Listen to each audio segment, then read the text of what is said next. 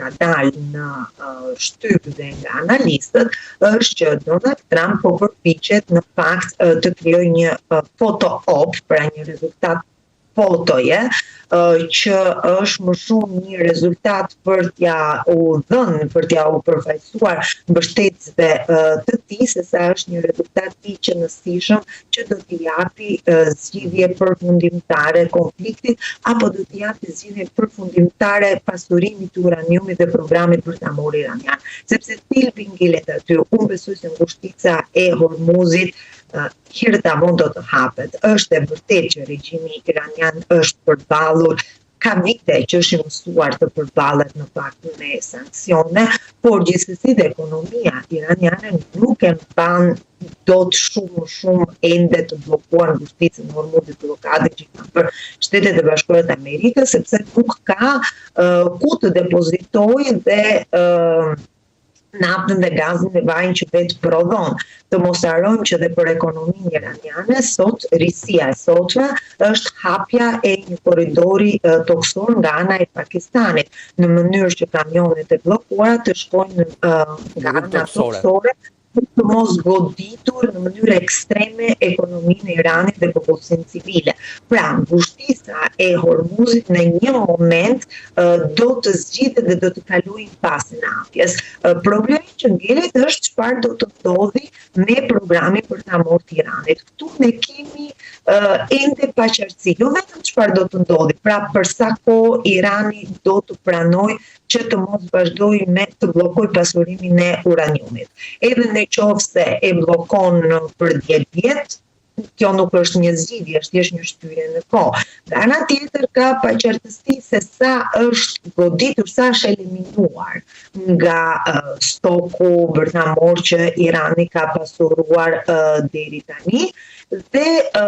se sa Irani do të jetë i gatshëm që të premtoj që nuk do të ndërtoj armën bërtamore. Thelbi i programit bërtamor dhe për presidentin Trump është nevojshme që të ketë një rezultat programin bërtamor, sepse mos harrojmë, kemi 2 ndërhyrje të Shtetet Bashkuara të Amerikës së bashku me Izraelin, jo vetëm ndërhyrjen tani, por edhe ndërhyrjen e qershor të vitit 2025. U tha që në fakt ju dha një goditje e rëndë programit bërtamor të Iranit. Nëse të dy ndërhyrjet nuk arrin të prodhojnë një rezultat të qëndrueshëm për sa i përket pasurimit të uraniumit dhe krijimit të armës bërtamore nga ana e Iranit,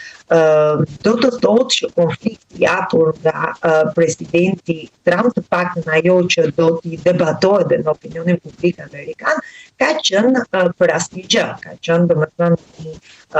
aksion, një ndërhyrje e pamenduar mirë nga ana e rezultatit. Vladimir Putin a mund të jetë në këtë moment, siç është vetë ofruar edhe në telefonatën e djeshme që ka patur me Donald Trump për të ndihmuar në negociatat në bisedimet. Këtë gjë në fakt i ka bërë edhe në ditët e para kur nisën sulmet amerikane në Iran, por ky vetë ofrim vjen pas takimit me ministrin e jashtëm iranian, i cili e vizitoi Moskën ditë më përpara dhe lidhjet e Iranit me Rusin dihen. Është vërtet një rol real që mund të luajë Putin, apo në kuadrin e bisedimeve dhe raporteve që ata kanë krijuar tashmë Trump dhe Putin me njëri tjetrin? Nuk është, domethënë,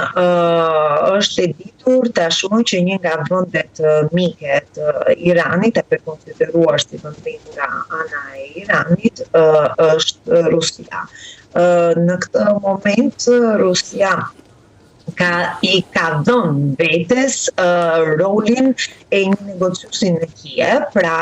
është e vërtetë që presidenti Putin është shprehur që është gati që të kryejë një rol, të ketë një rol më të qëndrueshëm, por ndërkohë një pikë e rëndësishme është ajo që Rusia ka pranuar apo është ofruar që të bëjë, që të marrë të ketë në kujdes apo të depozitohet në Rusi të paktën gjysma e arsenalit bërtamor iranian që Irani ka shkuar deri tani. Dhe kjo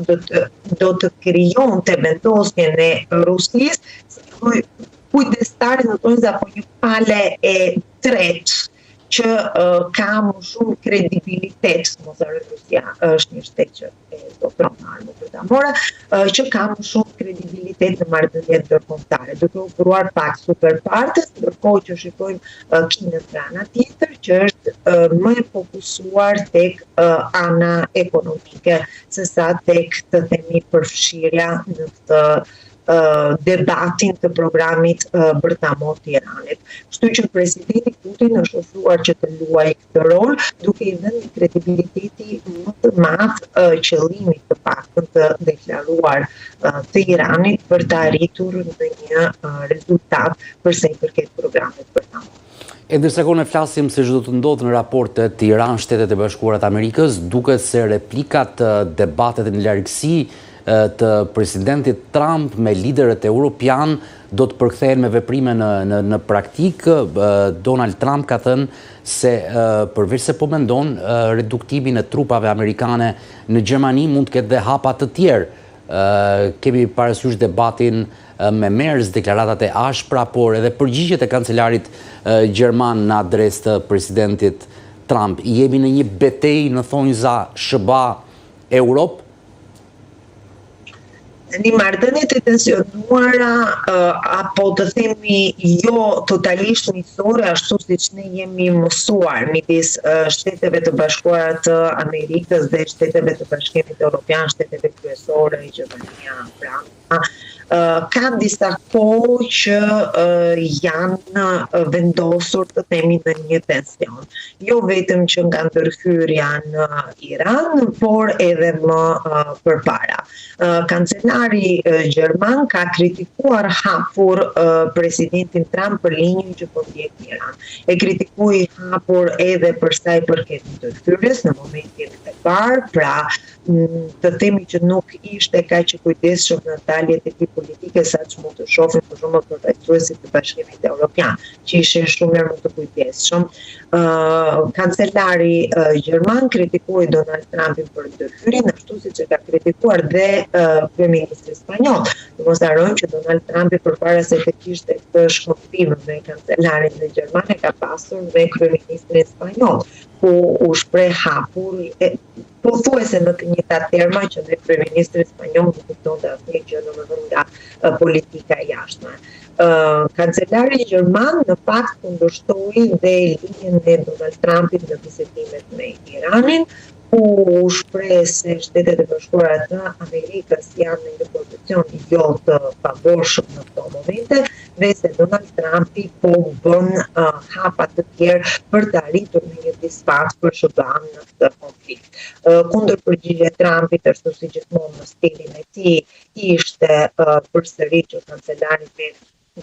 nuk di se çfarë thot dhe deklaroi se do të tërheq trupat. Tani janë të rëndësishme trupat amerikane padyshim përsa i përket marrëdhënieve